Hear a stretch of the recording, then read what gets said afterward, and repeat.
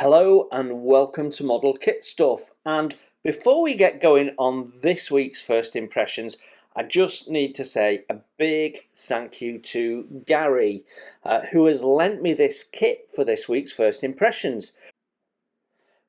Gary is a long-term friend of the channel and has been one of my moderators for a little bit of time, and he's very kindly sent me this kit before he's even looked in the kit himself, so that I can review it and do this first impressions for everyone.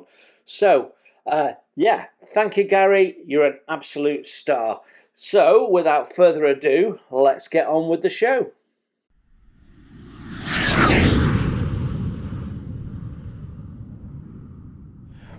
Right then, let's take a look at this Sea Hurricane Mark II C from Arma Hobby. This isn't the first 148 Hurricane that they've brought out, but it's I think, is it the second or third or something like that? Basically variations of the same kit.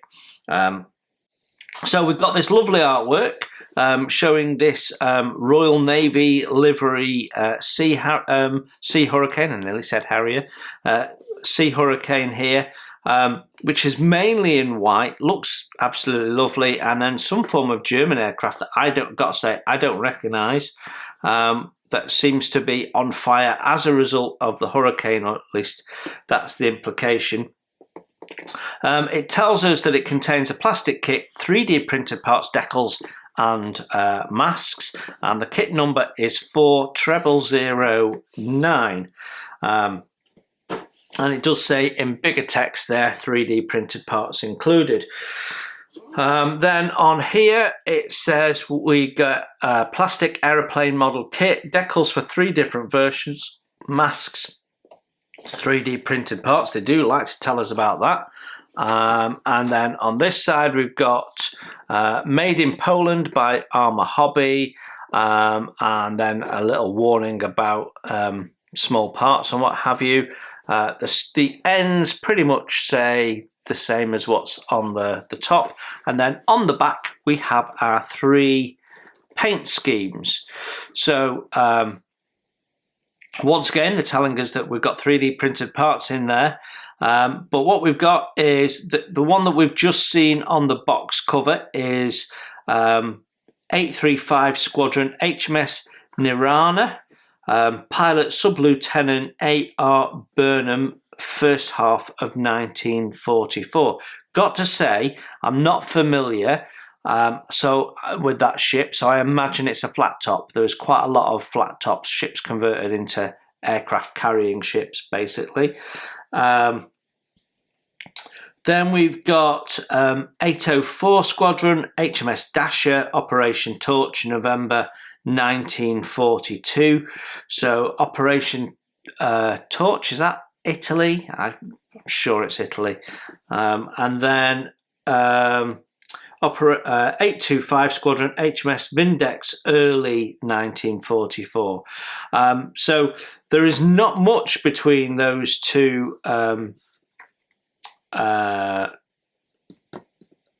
paint schemes other than decals, to be honest. The camouflage configuration is the same, what have you, but the decals will be different, the markings are different.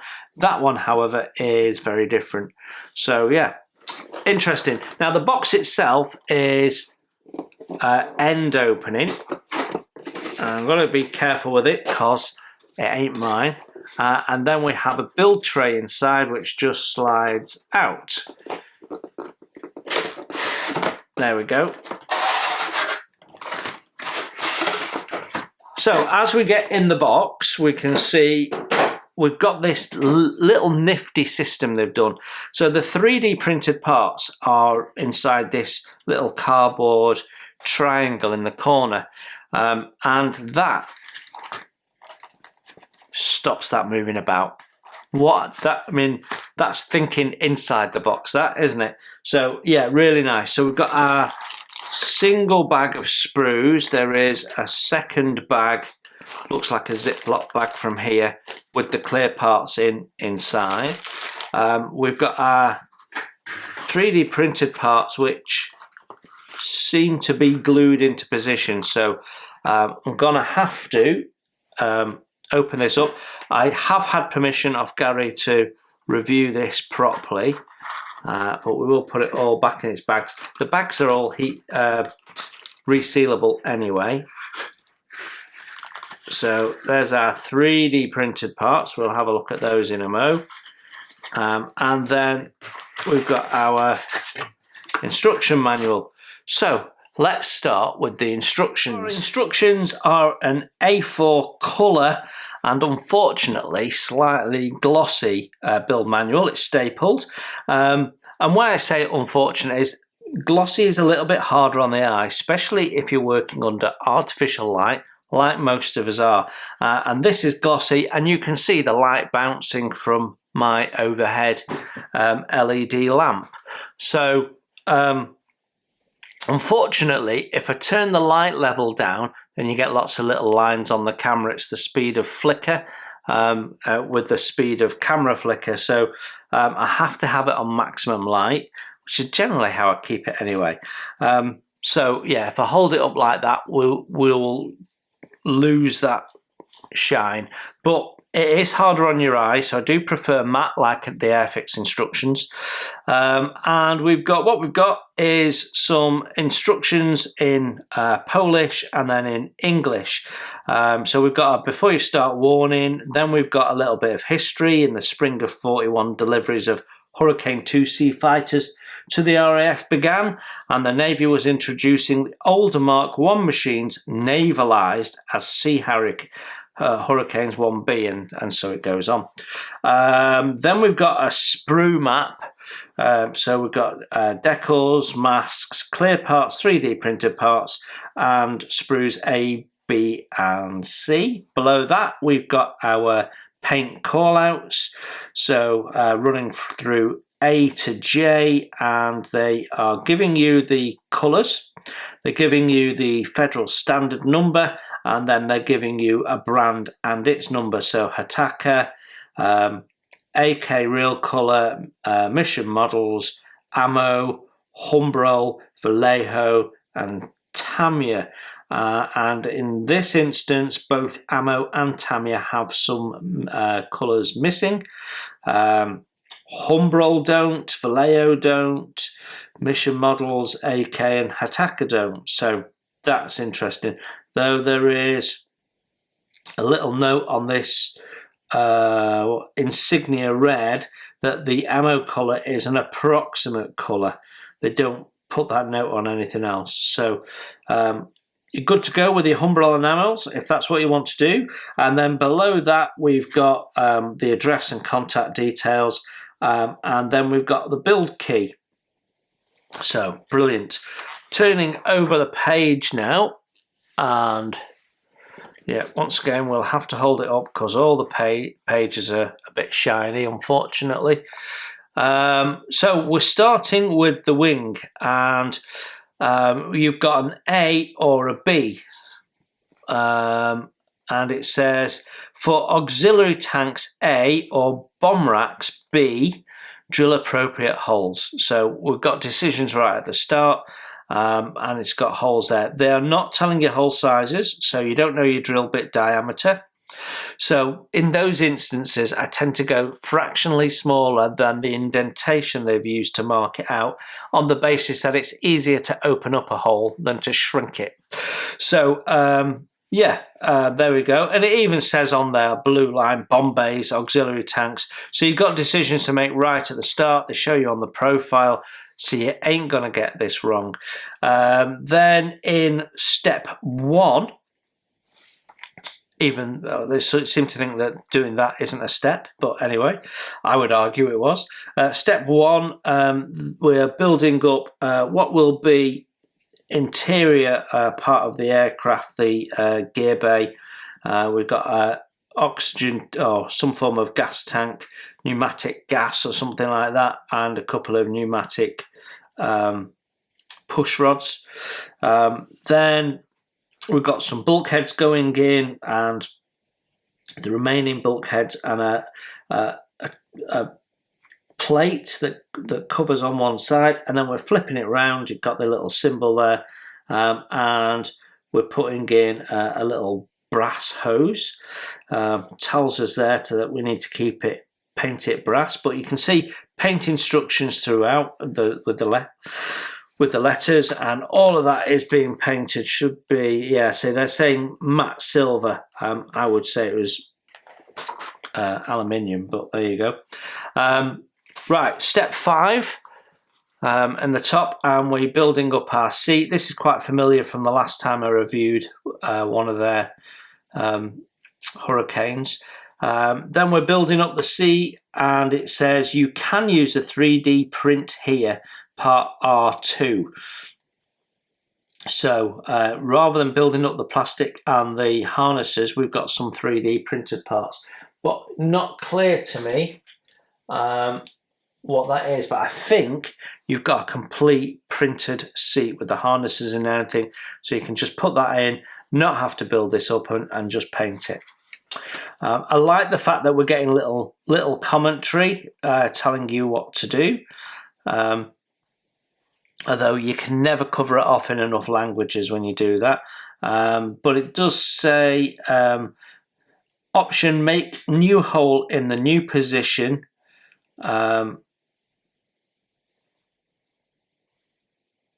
Coloured red.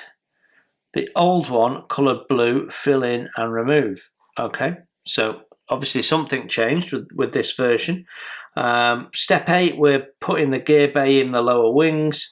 And then step 9, we're adding the leading edge lamps into the wings and clamping the 2 wing halves together. Step 10, and we've got the, well, it's not really a floor plan, it's a couple of foot troughs that go on the tubular frame, and then we've got the framework going in around it. Got some nice side views for orientation, which is always handy.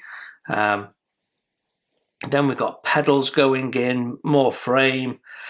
Looks complicated, but when you've got the parts in your hand, it'll all make sense. Then we've got steering column going in, which is nice. We've got all the linkages and what have you, so that looks lovely and authentic. Then the seat being mounted in, couple of small parts going into the gear bay, and it shows you their positioning afterwards in blue, which is really nice. Then we've got the dials and compass, various internal parts going in. Looks like we've got decals, and it's telling you to cut the decals for better fit. So that's so you don't get a load of decal film sort of with air trapped under it. So cut it to fit better. So into what's effectively 5 pieces there, although it says 4, and it shows it doing again on that other side. Lots of tiny little parts being fitted separately into the fuselage side there. So that'll make the interior look lovely and busy. And then it says for all marking options, remove vents on both sides. So yep, don't miss that. Then we're putting the fuselage on the wings, and for models with closed canopy, remove rails marked with red. So a little bit of modification doing, depending on how you want your canopy, obviously. And we're in step 21 and 22 now. So we're building up the sort of the air scoop. We've got the radiators there, nicely detailed. Then we have this bottom section of fuselage going in with the arrestor hook for deck landings. And again, it's highlighting used 3D printed parts here. Then we've got the tail being built up and installed, and then we're flipping it over and putting the tail wheel in. So that's nice. Then we're building up the main wheels, and they're 2 parts. Hubs are moulded in. Does look like we've got sidewall detail though, and some paint instructions with it. Then we're installing them on the gear. Looks like we've got weighted tyres, and then the gears going in. Really cool. We've got For painting option 3, cut the main gear doors with straight line for one curved line. We do not know the main gear doors for painting option 2 were cut. Right, okay. Okay, so paint option 3 is that, paint option 1 is that, paint option 2, you could go with your own research if you can find some, or go with your gut feel. Yeah, interesting. Right, then as we flip over, we've got more 3D printed parts going in, this time the wing cannons. So yeah, mount and cut off the barrels of the other guns. Right, so different paint options have different arrangements, so you need to be careful of that. Then we've got a little bit of scratch building to do at this point here. Then we've got 3D printed exhausts, so that'll be really nice. Putting on the propeller and the exhausts. Step 34, we've got the canopy going on, and navigation light being called out there. It says for paint option 3, remove the navigation light. Okay, interesting. Then we're building up the tanks for the drop tanks there, or the ordnance, whichever way you want to do it, and then we're mounting them on step 37, and that gets us to the end of the build. Lovely, clear instructions, I think. Right, then it takes us to the detailed paint instructions. Gonna try and stop the light reflection. So, yeah, these are probably to scale, I would think, or not far off anyway.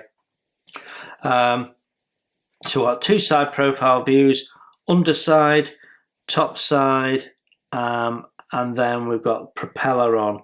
And it's saying here underside colour, sky dirty white or grey, and then we've got possible underside colour being J, which is this sort of sky blue green colour. So it looks like we're not really sure. So again, go with your own research and gut. Paint scheme 2 is the grey green, this time with the underside being green. There's a nice number of decals. There is 1 or 2 stencils, but I'm not sure that we've got them all. We might have, but it does feel a little light somehow compared to an Airfix one. And then our third paint scheme, pretty much the same as the second one. So you've just got to decide which one you want before you start your build. Right, so that's our instructions. Well, nearly, because we have this.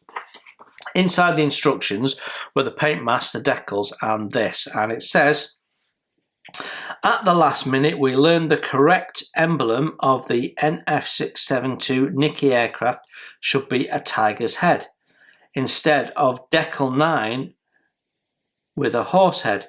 Use decal 9 correction with a tiger's head. Oh, okay, interesting. So you can read more about that at the Arma Hobby News blog, and there's a little link to it, and they're thanking someone for that information. So, okay, I will put that back in the instructions from where it came. Paint masks, they are the paper ones.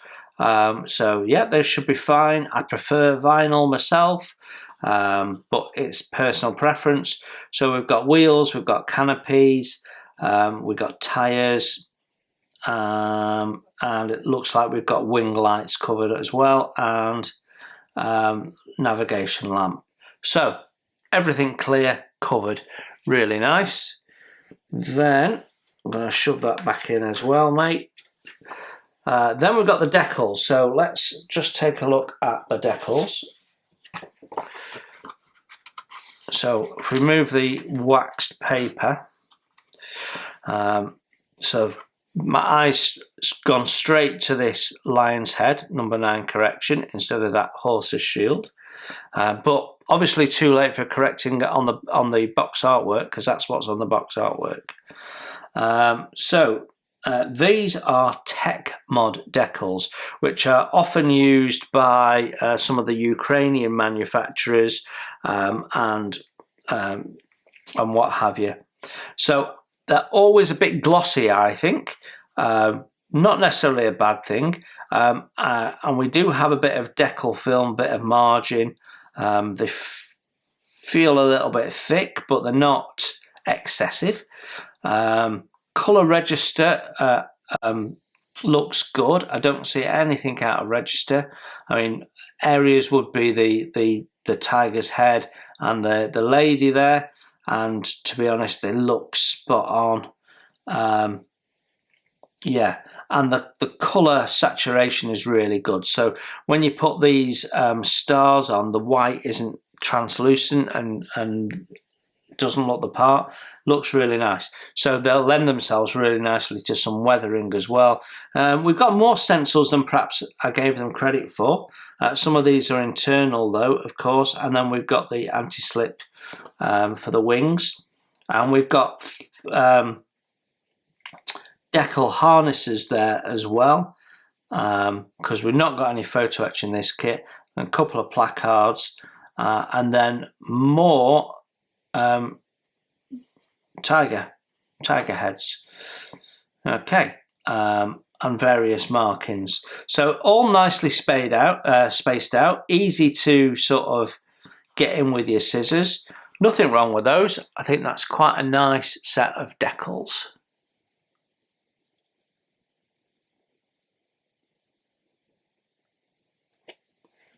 So our 3D printed parts come in this Ziploc bag, and going to be very careful. There we go.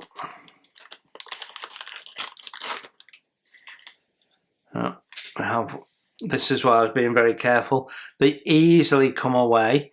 So we've got one of the gun barrels there. That's broken. So you saw that come out, Gary. That weren't me, mate. So we've got a broken gun barrel in there. So delicate, these things. The exhaust has come off, but that's broken at the attachment point, so that's all right. That will be easy enough to fix with a bit of CA, to be honest. The detail is lovely on them, I have to say. And then we've got the seat with the harnesses on. It's really exquisite. And the benefit of the 3D printed harnesses is you get some thickness. And then we've got some more guns on that side. So yeah, really nice. Very, very nice. And then of course we've got this big piece here, which is this underside bit of the fuselage where the arrestor hook goes. And the arrestor hook is at the back here. So not easy to see. If it was my kit, I'd break this away, but I'm not going to. Yeah. Right. Really nice. I'm going to take some pictures as we go, so you can see a closer look. So our plastic parts all compiled up in one bag. I'm just going to very carefully take these off and separate them. Now the bag is resealable, and then we get a Ziploc bag with the clear parts in. I'm probably going to pack this back slightly differently because this is not ideal. Because look, I can pick that sprue up and the other one's going to come with it because they're all linked in, so I have to really be careful. I'm trying to see where it's stuck together. There we go. So 3 sprue. Right, let's start, I think, with the wings. So I'm just going to move these out of the way. So, our wings, absolutely stunning. absolutely stunning. When you run your fingers over it, you can feel every little rivet. It is beautiful. Really, really nice. Blimey, that is nice. Obviously, we've got some raised rivets from what I was just saying, but we've also got some sunken rivets as well. The panel lines are lovely, but you're not even going to see this, but I'll take a picture and you'll see it. But along this edge here is some really, really fine fastener detail. It's absolutely exquisite. We do have some stressing on the flap there. Can feel that more than see it, which is great. It means it's subtle, as it should be.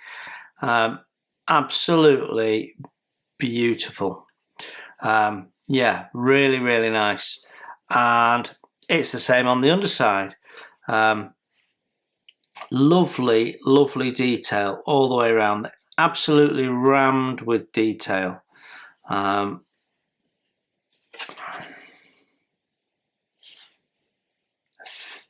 Not sure if we've got some sink. I think we'll get away with it, but you won't there. There's sink here, just behind this landing light here. There's a little bit of sink. Why that is, I don't know. It's not particularly thick. It may not show. I think it's a case of prime that and just check that out. But in the light, I don't know if you can see that in the light, but there is a line just there. And I think that's sinking the plastic. It's hard to tell. Plastic is a bit matte, but it's not sort of rough. It's not that sandblasty rough. It's really smooth where it needs to be. It doesn't feel smooth because there's so much tiny, tiny detail in there. It's an absolutely beautiful job. Then we've got plastic cannons, and I know we've got resin replacements, which are far superior to this. They've got little details on here which are not on there. It's nice to have them because you can put them in your stash for another day. When we look on the inside, we do have some rib detail there in visible areas. The ejector pins with all these little lumps on it are all ejector pins. They are they're all in areas that are not going to be seen, so none of those are an issue. And we can see we've got the little ejector holes there for the ammunition and stuff. Really nice, really, really nice. I suspect we won't see that. I suspect it's so slight that it's just something being picked up in the light. But yeah, the only other thing I'd say is there is a little bit of damage here because they put them all in the same bag. So I'm going to wrap these slightly different to send them back because that's broken, and as a result this tip here has a slight bend on it. This is all packing issues, so nothing that can't be sorted. Just gently push back into place. But I'm not going to do it. I'll leave that to the rightful owner of the kit. But yeah, very nice. Okay, our next sprue out has the two fuselage halves. We've got the drop tanks, the propeller, air scoop, the mounts for the I forget the name of them, pylons, the ordnance, and yeah, all looks nice and sharp. The intake grills, radiators, really, really nice. Really fine detail. I can feel it under my nail. Can't feel it under my finger. It's that fine. Now the propeller spinners have been pushed down because they've been crammed together, but the sprue gates are on top of the back surface where you can clean it up easily. So there's no damage to them from that point of view. And we're lucky in a way that there's not any scratches and scuffs on this fuselage, given that it's all been squeezed together. These are the vents that it says to remove, and actually they're much more prominent than I was expecting. So there's little recesses around the side of them. So actually what we're going to have to do is just trim them back and then fill it and make that smooth. So that's quite a little job. Yeah. But yeah, the texturing is absolutely stunning. Really nice shape. Lots of fastener detail. Again, it's all raised. A lot of people don't like raised for the obvious reason that it's difficult to replace it if you take it off.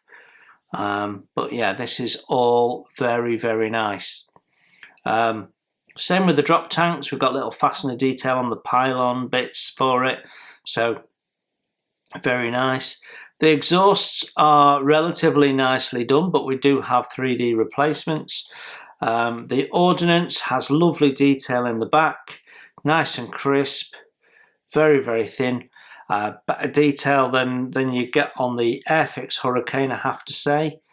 Little panel there, that'd be the panel that moves for the air scoop.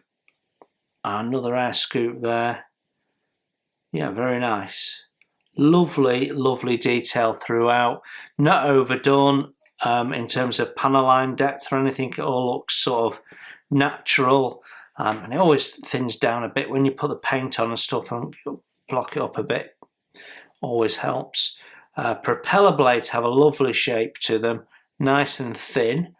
Though the sprue gates are on the leading edge of the propeller blades, which I personally hate. There's no reason to do that. There really isn't. Anyway, they clearly felt they had to. Yeah, another lovely set of parts. Final sprue of plastic parts now until we get to the clear ones. And we've got all our small parts on here. So we've got the seat, we've got the undersection of fuselage, non-arrestor hook type. We've got our tail, dials, more seat parts, the steering column, tail flaps, landing gear sections, the internal pipework, the landing gear itself, the wheels, bulkheads. Yeah, very, very lovely. Tail wheel is moulded in. It's always a bit of a catch-22. It's very delicate to do it separately, but when you do it together, it's also a bit more difficult to paint. Most people do it this way, though. And I have to say, it's lovely. There's sidewall writing on it.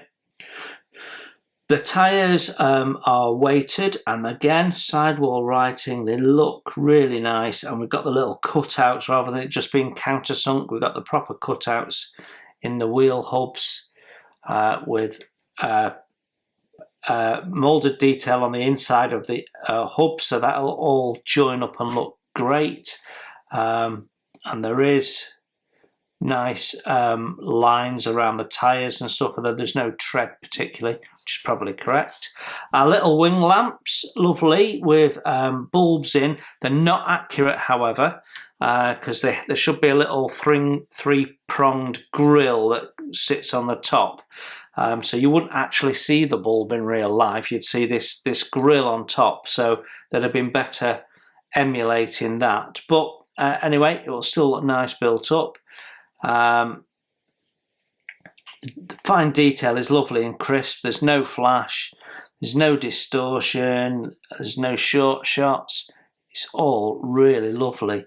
The detail is absolutely exquisite. It's masterfully done. Really nice. Yeah. Seat parts. I mean, who wants to use the 3D printed one when you can spend all this lovely time putting that together? It's going to look really nice. To be honest, the 3D printed one will be better, and that's definitely the way to go. But even if you've got the kit without it, this seat is lovely. Yeah, really nice. Raised detail on the flaps there for the tail. I can see a little bit of release agent in places, so the parts will need a good wash. Nice raised detail. Oh, lovely detail on the inside as well. They're the most detail riveting I've seen on the inside of landing gear. That's usually just smooth and not thought about, but yeah, it's absolutely stunning. Very, very, very, very nice. Yeah, it just makes me think I should go and build that one I've got in my attic, because that is proper stunning. We do have some flash on the tail here. You can see that. So, I mean, it's only minor. You can scrape it off, but we have seen some flash on the sprue. But yeah. So finally, our clear parts, and they're not crystal clear like Airfix ones are. There's a sort of slight milkiness to the clear plastic, but you won't notice it when it goes on the kit. It won't be noticeable. I have to say, I'm impressed with the lack of distortion in the canopy, especially around this curve. It holds its shape really nice. It's really, really well done. The front face is also really good on the distortion front. The little side panels less so, but you would expect that. But once you've got that on your model, it's going to disappear. The lenses for the wings are also nice. Quite often they're a bit thick and you get some sink in them. These are lovely and thin, and they're going to really look the part on there.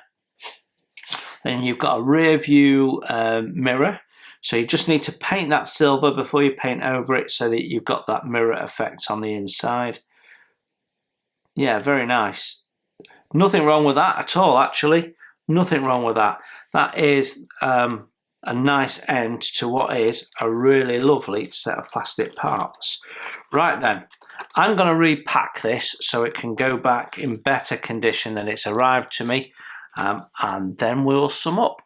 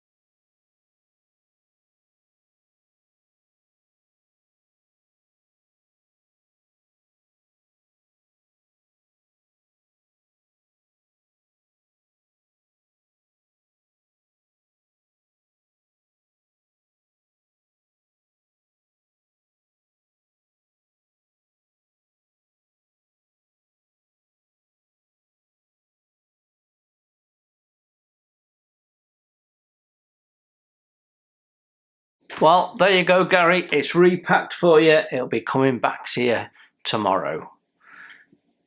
So there you have it. The Arma Hobby 1:48 scale Sea Hurricane Mark II-C.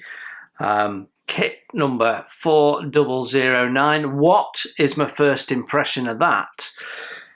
Well, it's lovely, isn't it? Really, really nice. Let's start with the instructions. Instructions are clear, easy to follow, have paint shout outs as you go, call outs as you go.